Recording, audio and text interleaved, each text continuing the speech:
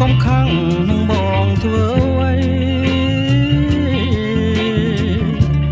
បងបានជាខហើយណាស្រីសូមថ្លៃប្រណីផងទេវីអូនរឿងដែលហួសកុំប្រកាន់បងធ្វើម្ដេចបានជាមានខុសឆ្គងព្រោះតែបងជាសំដីគេកើតមកជាមនុស្សតែមានខុសស្ទើរតែគ្រប់គ្នាបងសូមសារភាពហើយណាពុំងាសូមអូនមេត្តាជុំខាងបងទេ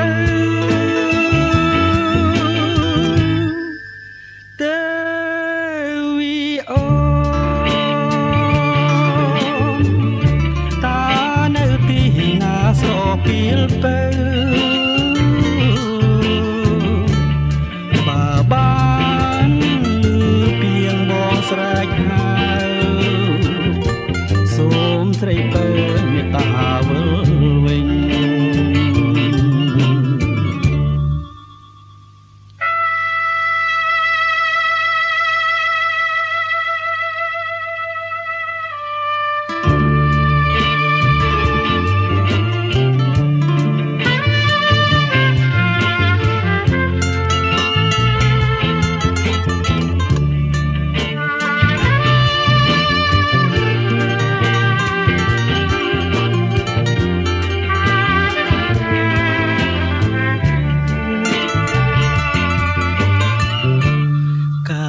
មក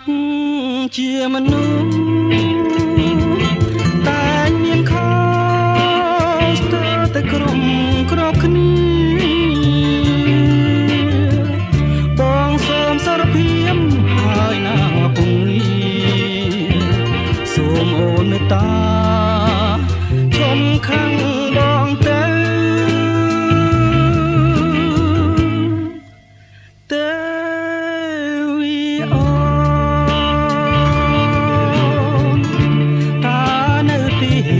ស្រពីលបើបានឮពីងបងស្រែកហៅសូមស្រីពើមេត្តាវិលវិញ